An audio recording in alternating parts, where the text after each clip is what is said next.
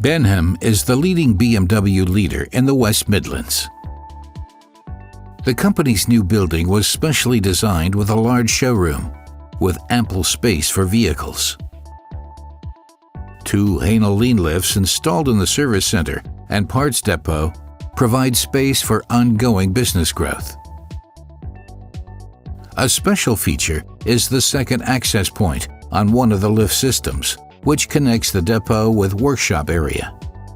This setup allows employees to keep their tools in the lift system and also gives them access to parts. When tool numbers are entered on the lift control terminal, tools are delivered to the access point, thus supporting optimal workshop processes. Communication between the MP12N controllers and the BMW ERP system is supported by an interface in the IT network. The central MP100D controller makes for convenient inventory control for both Hänel Lean-Lift systems.